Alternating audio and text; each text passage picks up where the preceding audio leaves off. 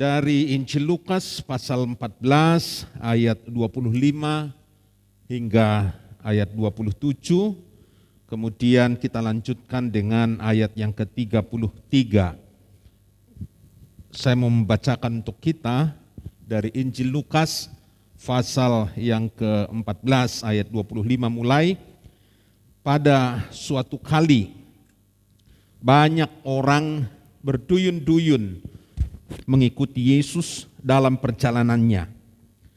Sambil berpaling, ia berkata kepada mereka, "Jikalau seorang datang kepadaku dan ia tidak membenci bapaknya, ibunya, istrinya, anak-anaknya, saudara-saudaranya laki-laki atau perempuan, bahkan nyawanya sendiri, ia tidak layak, tidak dapat menjadi muridku. Barang siapa tidak memikul salibnya dan mengikut aku, ia tidak dapat menjadi muridku." Ayat 33, "Demikian pula lah tiap-tiap orang di antara kamu yang tidak melepaskan dirinya dari segala miliknya, ia tidak dapat menjadi muridku." Saudara-saudara, menurut saudara mana lebih tinggi? Pengikut Kristus, murid Kristus, dan orang Kristen? Mana kira-kira yang stratanya, levelnya lebih tinggi? Murid paling tinggi. Ya? Coba siapa yang berkata pengikut Kristus? Itu sudah mantap itu. Mengikuti Kristus berarti menempatkan diri di belakangnya Kristus. Mengikuti dari belakang. Ngetutke, ngintili gitu. Murid itu wong cuma diajari kok gitu. Orang Kristen ya biasa saja, orang Kristen kok, pengikut Kristus. Ayo coba pikir. Bapak Ibu lebih suka dipanggil pengikut Kristus apa murid Kristus atau orang Kristen? Lebih suka orang Kristen? Aman. Jadi orang Kristen aman gitu ya. Jadi pengikut, wah ada resikonya. Jadi murid apalagi tambah besar resikonya. Jadi aman menjadi orang Kristen. Tapi siapa yang berkata, aku kelihatannya kok mantap pengikut Kristus Pak? Ada? Ya? Aku lebih mantap jadi pengikut Kristus. Atau ada yang berkata, oh enggak Pak, aku jadi orang Kristen saja. Nah saudara-saudara, sebutan pengikut Kristus itu dalam Alkitab itu cuma 2 kali. Kalau enggak percaya nanti periksa di kitab Injil ya. Ini saya kok ngembun, saya minta izin enggak usah pakai masker atau gimana ya. Kok ngembun ini. Ya. Nah, pengikut Kristus itu cuma 2 kali dalam Alkitab. Lalu orang Kristen itu cuma 3 kali. Ya. Sebutan orang Kristen 3 kali. Nah, sedangkan sebutan murid itu 269 kali. Jadi penting mana saudara-saudara? Ya, saya ulangi lagi, sebutan pengikut Kristus itu cuma 2 kali saja. Sedangkan Kristen itu cuma 3 kali. Dan sebutan murid itu 269 kali. Maka ada yang bilang urutannya begini saudara. Ya pengikut Kristus, murid Kristus, orang Kristen. Siapa itu pengikut Kristus? Pengikut Kristus adalah orang yang tadi saya sudah sebut selalu berada di belakangnya Kristus. Seorang yang menjadikan Kristus pemimpin dalam hidupnya. Seorang yang selalu bertanya-tanya apa kira-kira yang berkenan kepada Tuhan. Apakah kelakuannya, tingkah lakunya, perbuatannya, konsepnya itu berkenan kepada Tuhan apa enggak. Itu cirinya orang yang disebut pengikut Kristus. Selalu Kristus di depan, saya di belakang. Nah kalau kita yang di depan, Kristus di belakang, itu bukan pengikut Kristus. Tapi apa itu? Pengawal malah di depan, mengawal itu di belakang apa di samping ya. Nah, saudara-saudara, pengikut Kristus itu adalah seorang yang menempuh jalan sang pemimpin, sekalipun sukar dan tidak menguntungkan. Sukar, enggak menguntungkan, tapi diikuti. Seorang yang menundukkan pikiran, perasaan, kebiasaan, karakter, gaya hidup kepada Kristus. Ditundukkan. Dia punya rencana, dia punya cita-cita, dia punya keinginan, dia punya kerinduan, dia punya target, punya sasaran. Pokoknya dia kreatif sekali, mau ini, mau itu, mau ini, mau itu. Tetapi karena dia pengikut Kristus lalu ditundukkan di bawah kehendak daripada Kristus. Menundukkan diri kepada Kristus itu nampak dari cara dia berbicara kepada keluarga, kepada orang tua, kepada anak-anak, kepada pasangan hidup. Cara bicaranya terkontrol. Bicaranya kepada ibunya terkontrol, bicara kepada bapaknya terkontrol. Kepada anak-anaknya terkontrol. Sikap dia kepada pegawai, kepada teman kerja, kepada atasan, itu nampak, itu pengikut Kristus. Sikap hati terhadap uang dan pekerjaan itu juga ditundukkan di bawah Kristus. Itu kelihatan dari cara hidupnya. Kalau dia punya duit, dia apakan ini duit. Nomor satu yang dia pikir apa? Itu kelihatan saudara-saudara. Kalau dia pikir nomor satu, wah ini foya-foya, ini bikin itu segala macam. Tapi kalau dia pikir nomor satu, persepuluhan, nah itu kelihatan saudara-saudara. Saya tidak tahu pikiran Anda, begitu dapat berkat, dapat duit, itu nomor satu yang dipikir apa, saya nggak tahu. Tapi pengikut Kristus itu nomor satu yang dipikir ialah bagaimana menyenangkan Tuhan melalui berkat yang dia terima.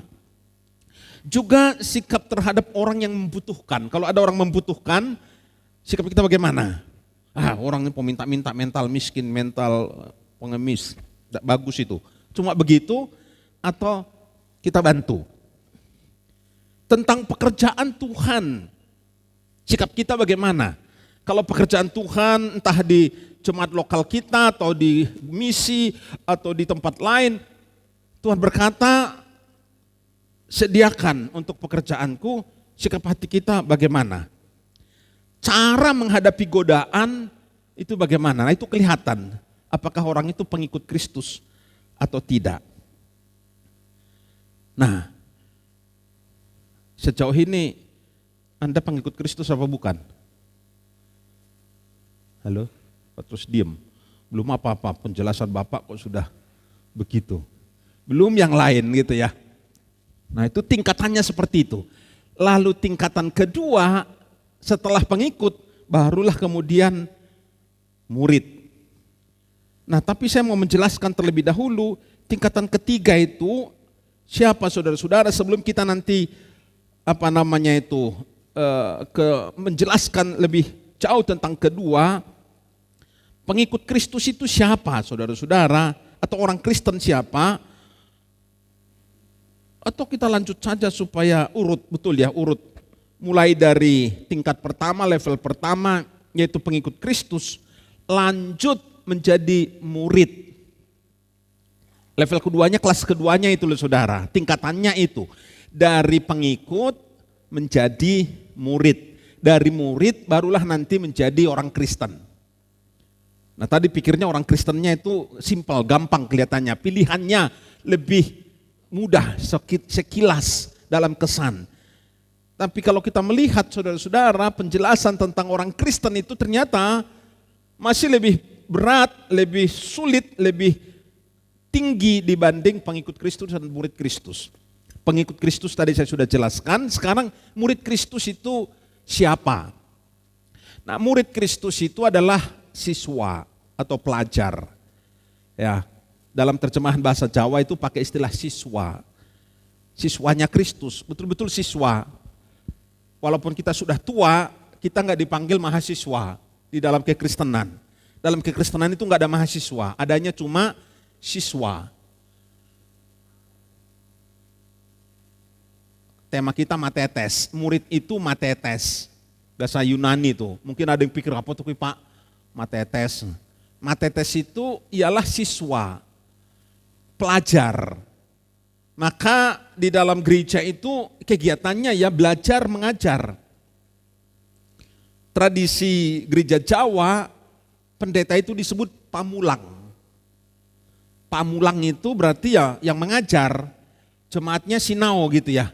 Jemaatnya belajar, pendetanya pamulang, ngajar. Makanya orang pikir, Pak Pendeta kok khotbah kok mengajar. Lah memang panggilannya begitu. Lah harusnya kan khotbahnya itu menghibur saja, memberi makan domba-domba yang enak-enak.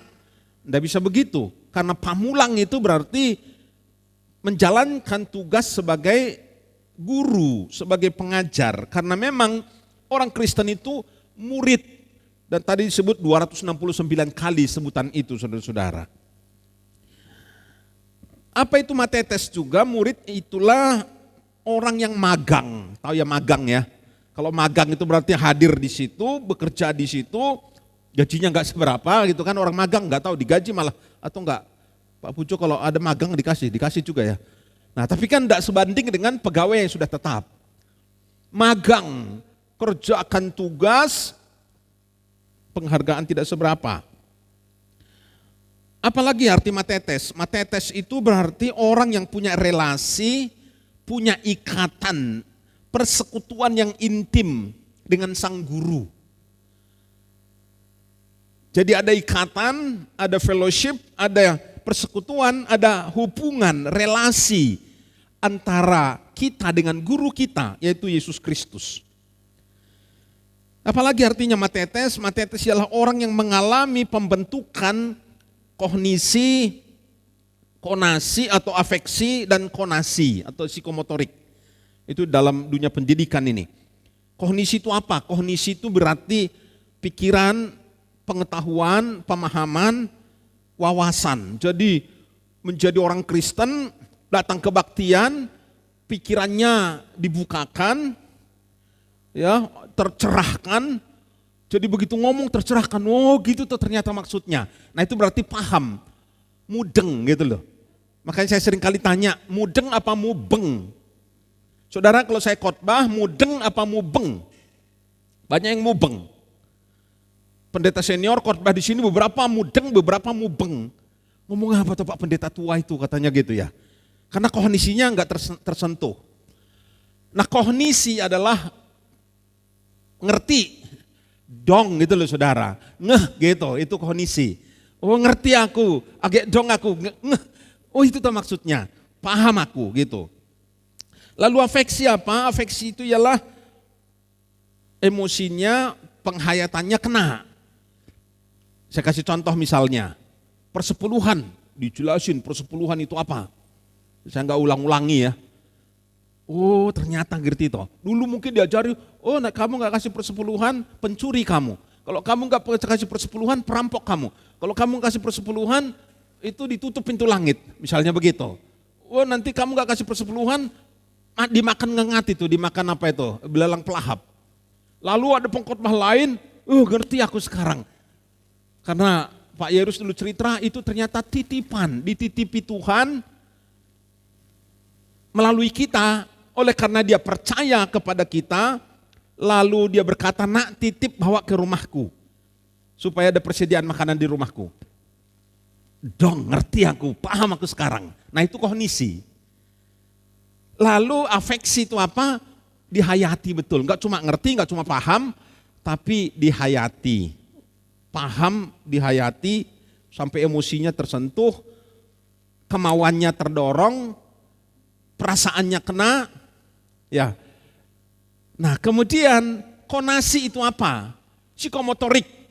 Tangannya bergerak, dompetnya diambil, dibuka, lalu dikeluarin, masukkan amplop, bawa ke sini. Nah lengkap. Urusan itu contoh yang sehari-hari, contoh yang tiap hari kita alami. Jadi pengajaran tentang persepuluhan misalnya begitu, kognisi kita kena, kita paham, afeksi kita kena, kita menghayati itu sehingga nggak ngomel-ngomel, nggak ngamuk-ngamuk, nggak cari-cari alasan, cari-cari pembelaan. Sampai sekarang ini kan begitu. Tempo hari saya rapat dengan majelis di sebuah gereja di Jawa Barat, saya nggak sebut kotanya. Ya, Senin kemarin saya rapat melalui Zoom. Lalu bendaharanya cerita, saudara. Wah, Pak, selama ini berpuluh-puluh tahun gereja kami ini pendapatannya itu dicarikan oleh Bapak Pendeta, Ibu Pendeta. Jadi kalau Pak Pendeta, Ibu Pendeta khotbah di mana-mana nanti ada donasi bawa. Jadi duit kami banyak, Pak, dari situ. Lah terus jemaatmu nggak pernah diajar persepuluhan? Enggak. Lah terus katanya persepuluhan itu nggak penting. Masuk ake itu gitu ya. Persepuluhan itu nggak alkitabiah katanya. Jadi nggak diajari lagi. Loh lagi mana toh, saya berkata. Tapi kemudian saudara, saya punya pendapat, saya punya konsep, persepuluhan itu titipan Tuhan, bukan milik kita. Jadi mulai sekarang ajarlah jemaat. Di Solo itu dulu ada, pendeta sama. Hehehe, datang ke sini, bolak-balik ke sini, bolak-balik ke kantor MPH. Senyum-senyum, Pak, jemaatku itu utang sama aku. Utang apa? Berkat kasihku tiap bulan utang, nggak pernah bayar, bertahun-tahun. Bertahun-tahun itu majelis nggak pernah ngasih berkat kasih saya. Terus, nah saya yang khotbah di mana-mana, terus ada berkat, saya masukkan kas gereja. Lah mereka bilang, Pak Pendeta nanti berkat kasih Pak Pendeta sekian. Tapi berpuluh-puluh tahun, enggak cuma tahunan loh Pak, berpuluh-puluh tahun saya enggak pernah dikasih. Loh kenapa? Loh orang dua Pak, jemaatnya kelas bawah semua. Itu belum menikah waktu itu ya. Nah kamu ngajari persepuluhan enggak? Saya berkata, masa akhirnya toh Pak, oh no, jemaatnya kayak ngono kok persepuluhan. Loh saya berkata, justru kalau kamu tidak mengajar, kasihan mereka, berkat Tuhan ditutup. Oh gitu ya Pak ya? Nah terus gimana Pak? Ya ajari. Wah dia ngajari, dia khotbah persepuluhan. Lalu berapa lama kemudian senyum-senyum, Pak sekarang gereja kami surplus, enggak utang lagi. Lah kok bisa? Lah aku sudah ngajar persepuluhan, terus ketemu majelisnya. Bener Bu, majelisnya itu yang menemani dia dari sejak perintisan. Bener Bu, bener Pak, bener Bu. Sekarang gereja kami enggak defisit lagi. Kenapa? Pak Pendeta ngajar persepuluhan. Sekarang mereka sedang bangun gereja 3 lantai, 3 tingkat. Padahal jemaatnya itu kelas bawah, pinggiran-pinggiran. Nah, mepet sawah, mewah mepet sawah. Tapi kena, kognisinya kena, pikirannya, afeksinya kena, lalu konasinya, psikomotoriknya bergerak, tangannya bergerak. Nah itu saudara-saudara sekalian, dorongan untuk bertindak, dorongan untuk melaksanakan, itu konasi, itu psikomotorik. Jadi pemuridan itu apa? Pemuridan itu adalah komitmen terhadap gaya hidup, bukan gaya hidup dunia, tapi gaya hidup surga. Menjadi murid Kristus itu berarti gaya hidupnya, gaya hidup surgawi.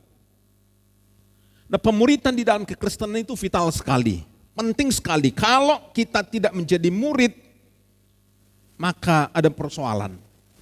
Sehingga ada gereja itu selalu pemuridan. Wah kalau ada hamba Tuhan, wah aku memuridkan Pak.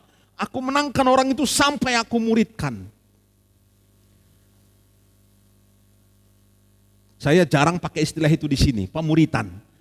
Tapi saudara sudah melihat apa itu murid, apa itu matetes. Seorang hamba Tuhan pada zaman Hitler, dihukum mati oleh Hitler itu ya, Bonhoeffer namanya.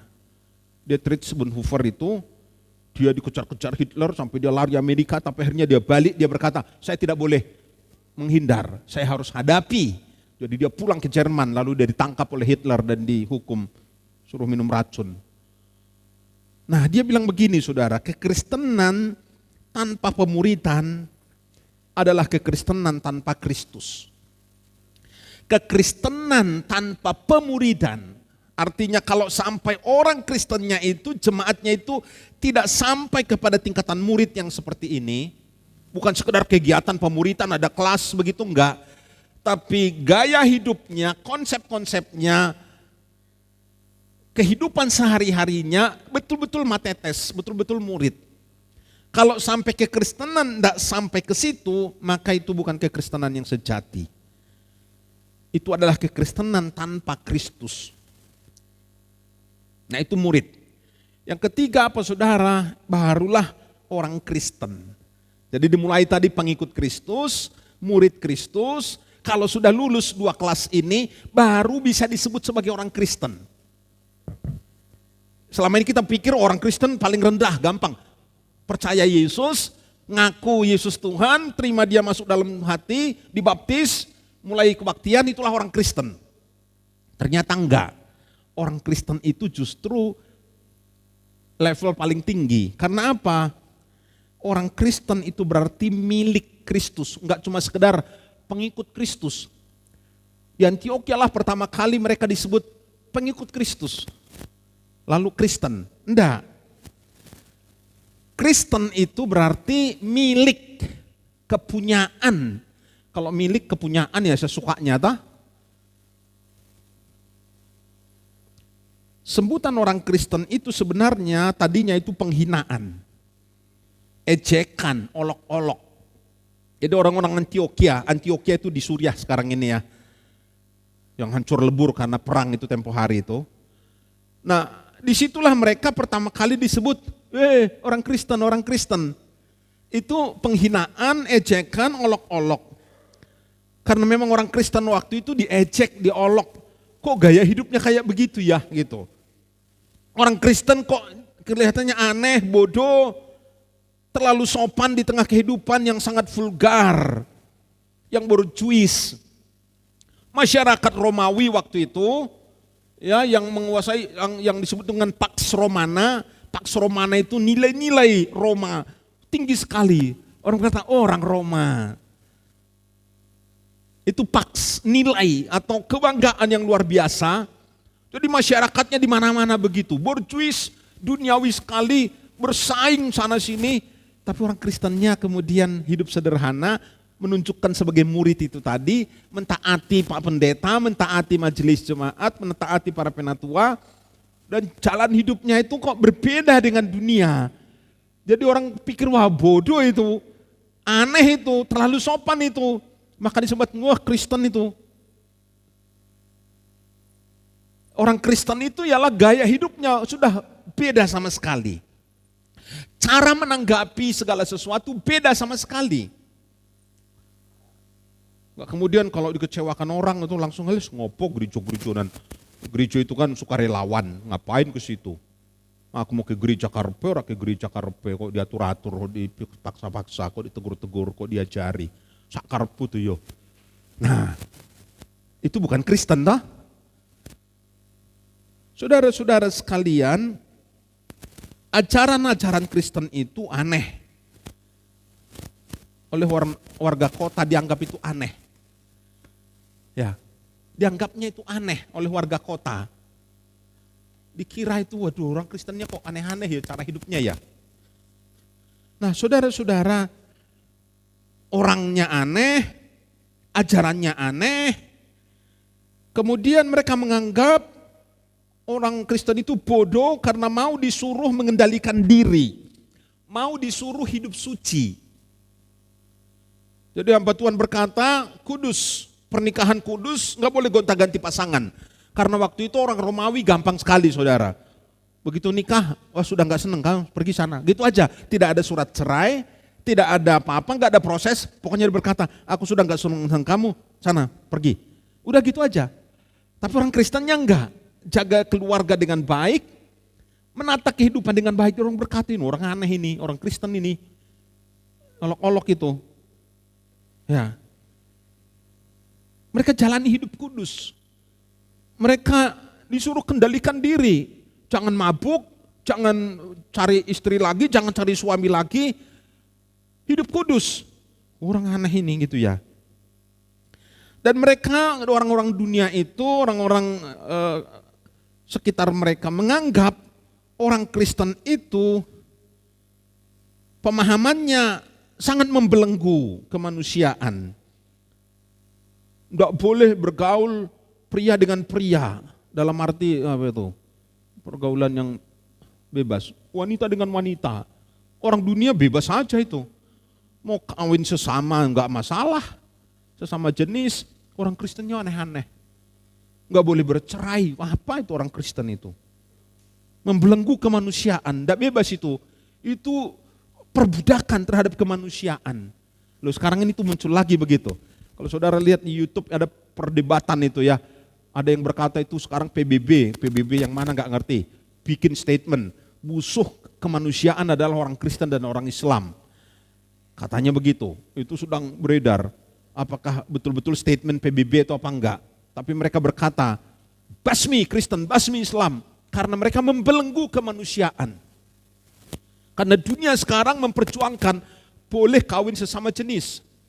Boleh LGBT. Orang Kristen melarangnya. Aneh itu kekristenan itu. Aneh itu agama-agama itu. Tapi saudara-saudara sekalian, pada waktu itu orang Kristen sendiri merasa terhormat disebut sebagai Kristen. Walaupun dunia mengolok-olok mereka, dunia menghina mereka, dunia mentertawakan, merendahkan mereka. Tapi orang Kristennya menganggap itu suatu kehormatan. Meski diolok-olok, mereka bangga karena bisa mengikut Kristus. Jadi orang Kristen mula-mula itu kalau diperlakukan seperti itu, bagi mereka itu adalah risiko. Dan mereka tetap maju. Sebab mereka sadar harus ada perbedaan antara orang dunia dan orang Kristen di dalam kehidupan moral. Jadi saudara-saudara, kita sudah melihat tahapan-tahapan dan kita harus melewatinya, menjadi pengikut Kristus, meningkat menjadi matetes, menjadi murid Kristus, lalu meningkat menjadi orang Kristen. Nah, saya tidak tahu kita ada di mana sekarang ini.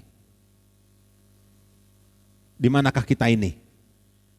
Saudara sudah pengikut Kristus? Amin. Halo, amin.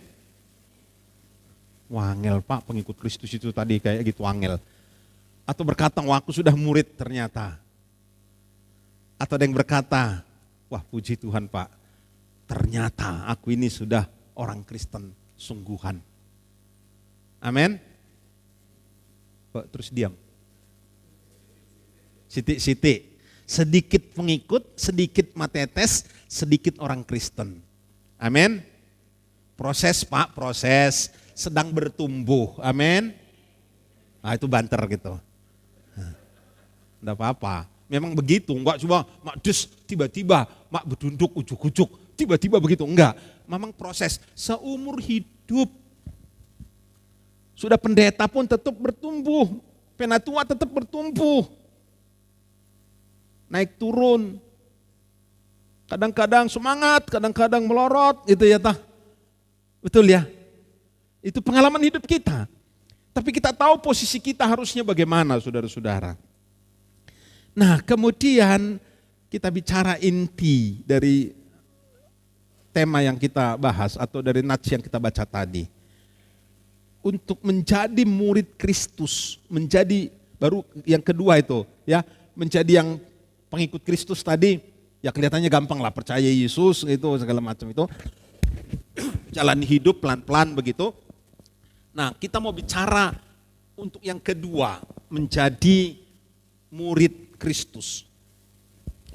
Untuk bisa menjadi siswanya Kristus, pelajarnya Kristus, magang pada Kristus, punya relasi, punya ikatan, punya persekutuan yang intim dengan Dia, untuk mengalami pembentukan kognisi, afeksi, dan konasi, maka Kristus tadi memberikan 3 syarat.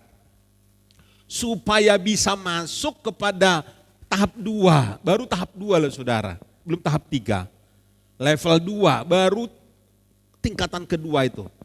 Tuhan kasih 3 syarat. Yang pertama, saudara-saudara sekalian, dia tadi katakan kita harus membenci bapak kita, ibu kita, istri kita, anak-anak kita, saudara-saudara kita, bahkan nyawa kita sendiri. Harus membencinya. Amin. Belum saya jelaskan, jangan langsung bilang amin. Apa artinya nanti saya jelasin. Yang kedua, kita harus pikul salib dan ikut Kristus. Ya, ikut Kristus yang poin pertama tadi itu juga. Yang ketiga, kita harus melepaskan diri dari semua milik. Nah, lihat apa artinya saudara-saudara. Yang pertama, untuk menjadi matetes, untuk menjadi murid, level kedua itu tadi, nomor 1, kita harus membenci bapak kita, ibu kita, istri kita, anak-anak kita, saudara-saudara kita, bahkan nyawa kita sendiri. Apa artinya saudara-saudara? Para penafsir Alkitab menyebut itu hiperbola. Ya, tanya Bu Pujo, itu hiperbola itu apa? Bu guru bahasa ya. Hiperbola itu gede-gede ke, besar-besarkan. Ya. Ini gaya bahasa timur, gaya bahasa orang Ibrani. Jadi untuk menekankan sesuatu, untuk membuat itu penting kelihatannya, untuk membuat itu menjadi sangat terkesan, maka pembicara biasanya pakai gaya bahasa hiperbola. Nah, Yesus juga beberapa kali itu dalam khotbahnya, dalam pengajarannya, dia pakai hiperbola. Enggak begitu aslinya, cuma kelihatannya supaya wah gitu, lalu masa tuh ada orang Kristen kayak begitu. Kok disuruh membenci, menjadi orang Kristen, benci bapak, benci ibu, benci istri, benci suami, anak-anak. Ya orang usah jadi Kristen gitu. Tapi penafsir berkata, enggak usah terlalu, jangan lalu cepet-cepet dulu ambil kesimpulan, itu kan gaya bahasa parabola. Artinya apa saudara-saudara?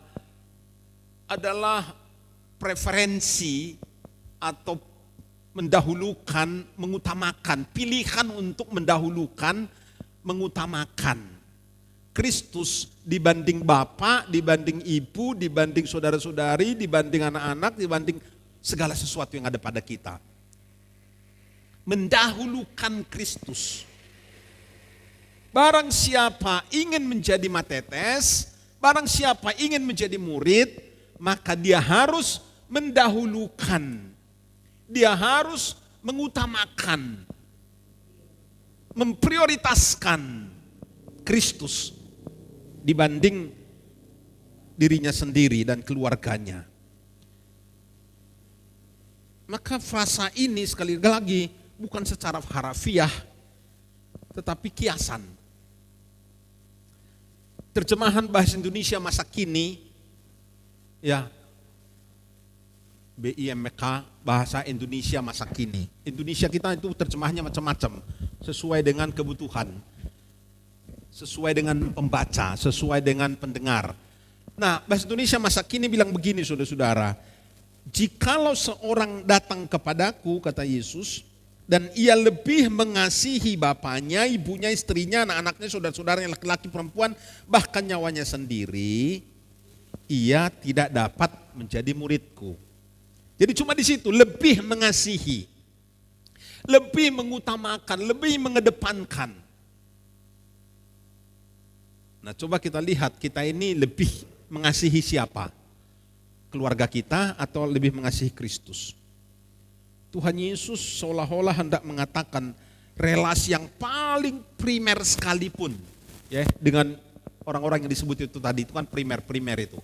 Relasi yang paling primer sekalipun haruslah dikalahkan demi relasi kita dengan Tuhan. Hubungan yang paling akrab sekalipun harus tunduk kepada hubungan dengan Kristus. Artinya kalau pada suatu kali misalnya kita dituntut untuk taat kepada Kristus atau taat kepada suami, maka haruslah mengorbankan ketaatan kepada suami. Seringkali ibu-ibu terbalik, ngeyel kepada suami demi untuk kepentingan keinginannya sendiri. Bukan demi kepentingan Kristus, tapi demi hobinya, demi keinginannya, demi cita-citanya. Ngeyel kepada suami, ngeyel kepada istri. Bukan demi Kristus, tapi demi keinginan sendiri. Lah itu tambah parah itu. Tapi kalau demi Kristus, demi pekerjaan Tuhan, demi firman Tuhan, lalu kita berkata, oh enggak apa.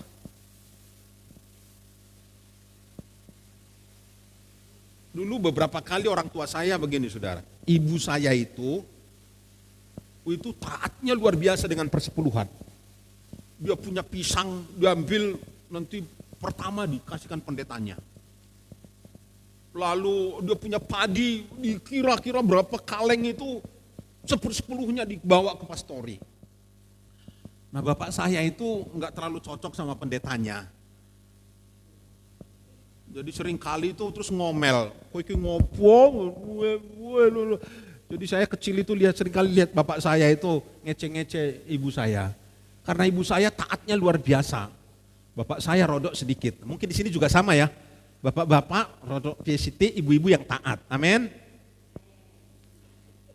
Oh, diam aja.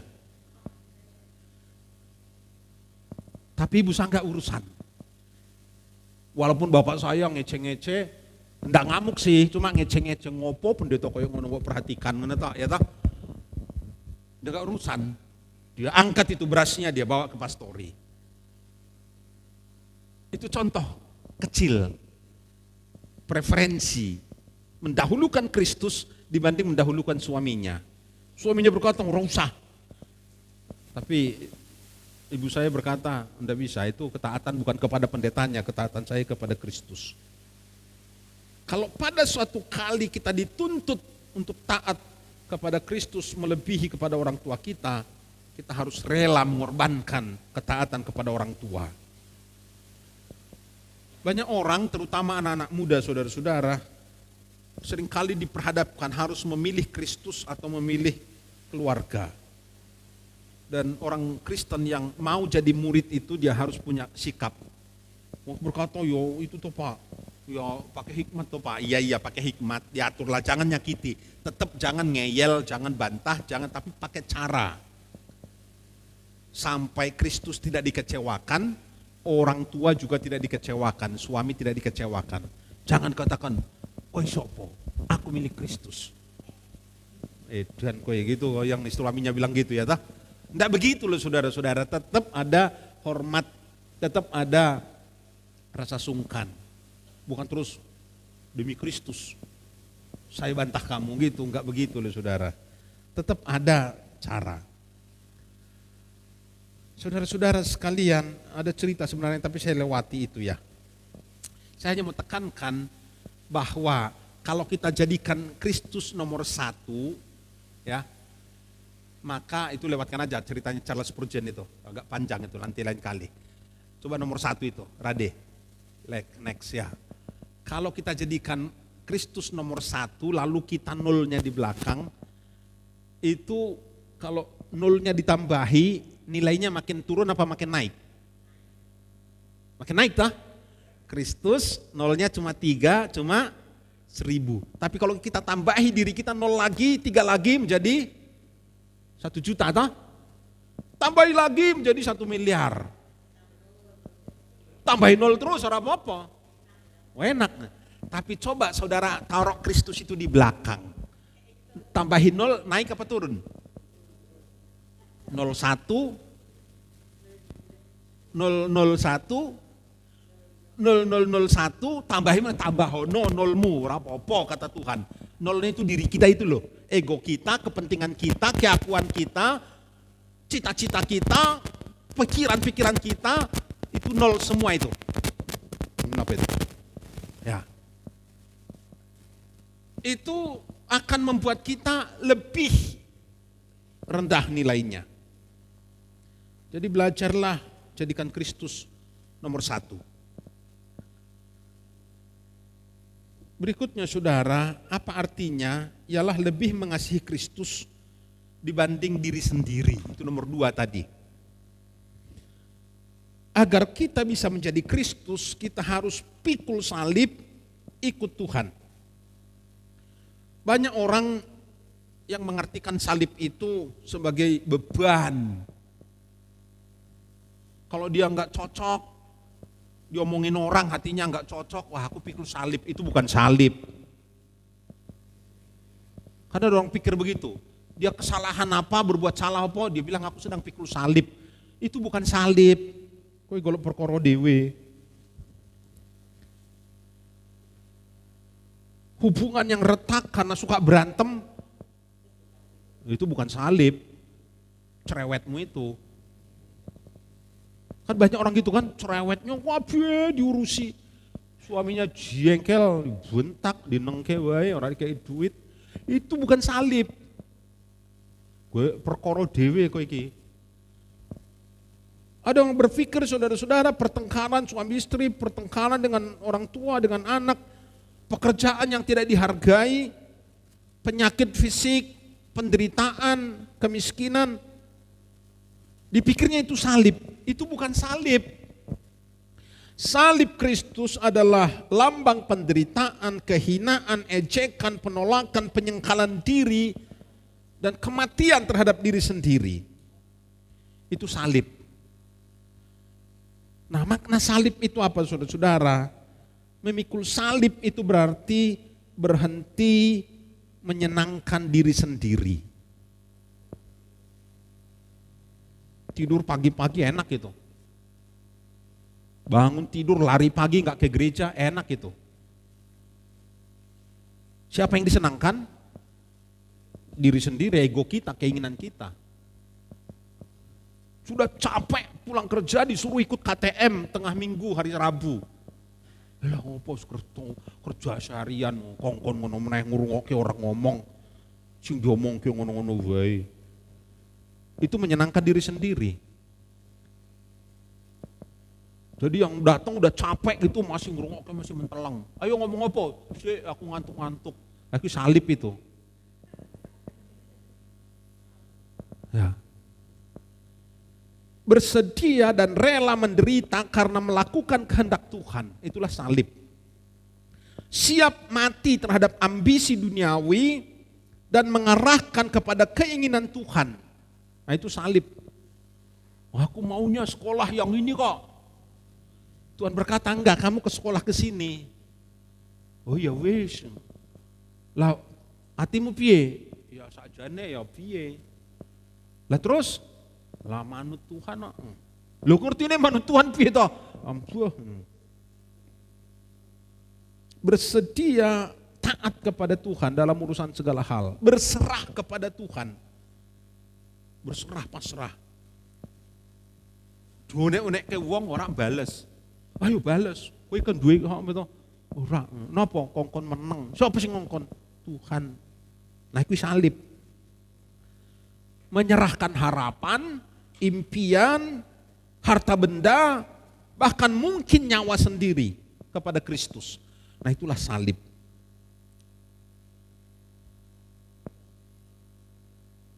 Orang berpikir gitu. Dulu ini omong nggak tahu, itu omongan orang bukan omongan saya. Wah, sakjane dulu seandainya Pak Yairus menjadi pegawai negara atau pengusaha atau pemusik, lebih itu ya, lebih sukses dibanding jadi pendeta ya. Bayarnya gede. Kok gelem jadi pendeta kuwi lho? Jarene sekolah iso kok jadi pendeta kuwi. Pendeta entoke sepiro to, Pak? Sakjane jadi pengusaha, jadi apa-apa itu bisa loh. Entoke akeh. Ayo, menurut saudara pilihan Pak Yairus itu salah apa benar?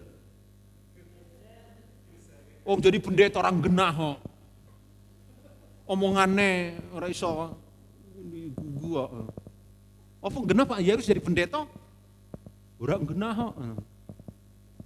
ora cocok aku. Misalnya gitu ya, coba jadi pekerjaan lain, pasti lebih sukses. Tapi enggak itu. Kristus tuntun dari sejak kecil, diarahkan, digiring-giring, sampai jadi pendeta. Hari ini, tadi saya di depan sebenarnya mau ngomong, nah kemarin tanggal 19, hari Jumat kemarin, udah diucapkan beberapa ya, itu genap 30 tahun, tanggal 19 November, itu persis 30 tahun kami menetap di Klaten. Sebenarnya sejak Mei sudah wirawiri, Semarang, Klaten, hampir enggak jadi. Sudah ngomong sama pengurus, balik Semarang enggak jadi Klaten. Tapi ada pengurus datang dari Semarang, lihat, loh Pak, Bapak tangani dari Mei sampai sekarang, kemajuannya nyata. Jumlahnya tambah. Masa kok tinggal toh Pak? Yunus loh Pak. Nah, tapi saya bilang Ibu Yairus belum dapat rema. Pokoknya besok ketemu saya di kantor. Jam 10, Bapak Ibu harus ketemu saya. Malam ini sembahyang, tanya Tuhan. Lalu Tuhan bicara kepada dia. Nah dengan saya sudah mantap. Tapi di waktu itu dia belum. Lalu malam itu Tuhan bicara pakai ayat. Besoknya kami menghadap, belum tanya, sudah berkata siap. Nah gitu, berangkat. Tanggal 19 November berangkat ke Klaten. Sampai hari ini. Jadi sudah 30 tahun, 2 hari kami ada di Klaten. Kok betah mentok Pak? Saya betah, saudara yang enggak betah.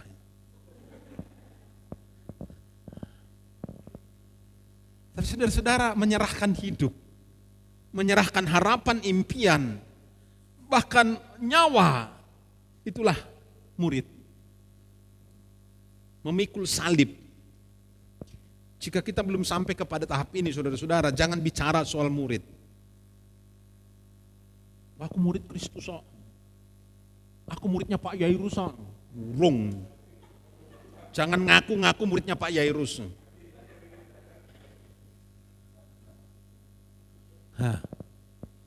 Gampang aja kan saudara bilang, gue sopo muridnya Pak Yairus. Udah Pak Yairus orang ngajari ngono. Menjadi pengikut Kristus itu mudah, tahap pertama tadi. Tapi menjadi murid Kristus itu tidak mudah, sebab harus ada pengorbanan. Mungkin kita bisa kehilangan teman, kita kehilangan keluarga, kita kehilangan reputasi, kita kehilangan karir, bahkan hidup kita jika kita menjadi murid Kristus. Memikul salib itu berat. Tapi pahalanya enggak terkira saudara, enggak ada bandingannya. Enggak tersaingi. Pikul salibnya berat, tapi pahalanya enggak ada saingannya itu. Amin. Jadi pikullah salibmu enggak apa-apa. Belajar. Serahkan harapanmu, impianmu, cita-citamu, kerinduanmu, keinginanmu, egomu. Bersedia berkorban, korban badani, korban waktu, korban harta. Saya enggak tahu, sampai hari ini Bapak Ibu sudah pernah berkorban belum? Saya enggak tahu. Kalau kita memberi, kita mampu kok, ada kok berkat. Oh ini ada, punya. Itu bukan korban. Maaf ya kalau saya bicara keras begini. Murid itu harus sampai kepada tingkat ini. Pengorbanan. Dulu persembahan itu disebut korban, mari kita bawa korban. Tapi korban itu apa begitu? Saudara masih ingat Yesus itu enggak tahu kok bisa pergi ngeliatin orang kasih persembahan. Lalu akhirnya dia bilang begini kepada muridnya. Oh tadi yang maju yang paling besar persembahannya yang beri 2 peser. Muridnya bingung. Loh guru tadi ada yang memberikan banyak sikal beri ini. Peser itu kan cilik. Peser itu apa? Mangpi gitu loh, mangpi. Kalau sini mangpi gitu. 5 rupiah itu loh mangpi, 5 rupiah. Tapi Yesus berkata itu paling besar. Loh kok bisa? Berkorban.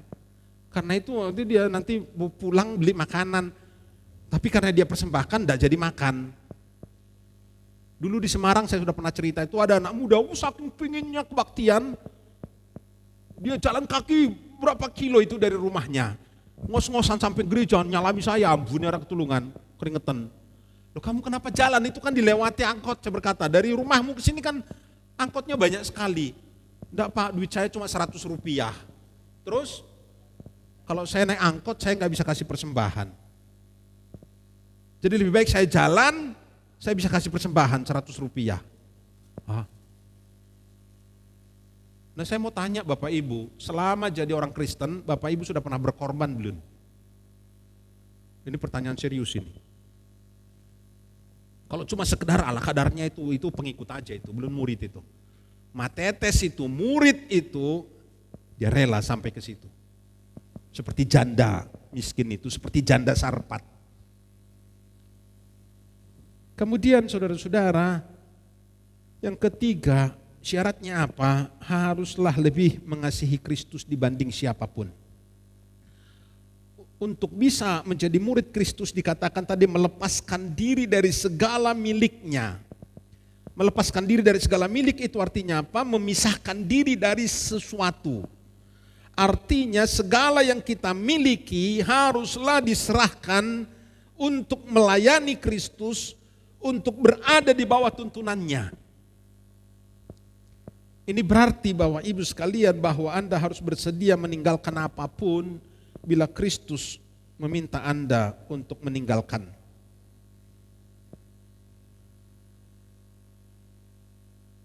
Ada orang yang mapan, hidupnya mapan, bisnisnya mapan, semua mapan. Lalu Tuhan berkata, aku minta hidupmu, itu tinggal manut. Bukan dalam keadaan bangkrut, ada banyak sih bangkrut baru datang. Oh, mungkin ini saatnya aku melayani Kristus. Kok bangkrut toh? Puncak karir tinggalkan melayani Kristus. Nah itu baru saya pada tangkap ini. Mengorbankan segala sesuatu bahkan diri sendiri. Seorang murid tidak menganggap hak milik sebagai sesuatu yang harus dipertahankan. Bukan berarti sekali lagi kita harus membuang semua yang kita miliki, tetapi segala yang kita miliki itu kita serahkan di bawah kekuasaannya Kristus. Kristus mau apa? Ya sudah. Lawang kekuatan kita dia yang punya, otak kita dia yang punya. Itu semua yang kita miliki itu kan bukan kita yang punya. Jiwaku ialah Tuhan punya, kata sebuah lagu dulu. Langkah hidupku dialah yang menentukan. Kuserahkan mulai sekarang dan selamanya. Dulu lagu-lagunya begitu-begitu. Sekarang ini enggak lagi. Memuji Tuhan. Apa namanya itu? Engkau baik, engkau baik, engkau baik. Itu aja ya toh. Tapi kalau dulu lagunya hidupku ialah Tuhan punya. Langkah hidupku dia yang menentukan. Kuserahkan. Mulai sekarang dan selamanya. Itu dulu lagu-lagunya Pentakosta. Hidupku bukan aku yang punya, Kristus yang punya. Serahkan. Kalau saudara mau tawar kepada dia, silakan boleh. Tuhan, wah buat siti-siti ya Tuhan ya. Ya. Nanti puncaknya ketika aku sudah mau mati ya Tuhan. Ya. Meropopo. Saya hanya kasih pengajaran. Tujuan Kristus sekali lagi bukan mau mengumpulkan orang banyak, tapi mau mengumpulkan orang yang punya komit. Saya berdoa jumlah kita yang kecil tapi berkomit. Amin. Wis cilik ora komit, gopo. Allah ada gereja banyak ribuan komit semua. tema gereja mereka, save the lost at any cost. Selamatkan jiwa berapapun harganya. Komit semua. Ribuan komit semua. Lah ono gereja cilik. Wis cilik sithik jemaate ora komit sisa. Jemaat opo kuwi? Tujuan Kristus sekali lagi bukan mengumpulkan sebanyak-banyaknya orang, tetapi sekelompok orang yang punya komitmen tinggi, yang mau memuridkan orang lain, yang mau mengambil resiko untuk orang lain, yang mau membawa pesan Kristus, Injil Kristus ke muka bumi ini. Dia butuh orang-orang yang punya komitmen seperti itu. Karena itu saudara-saudara, bertumbuhlah mulai dari pengikut Kristus, menjadi murid Kristus, sampai nanti akhirnya kita menjadi orang Kristen. Jadi sekarang saudara belum menjadi orang Kristen. Saya pun belum. Tapi murid sudah ya, amin ya.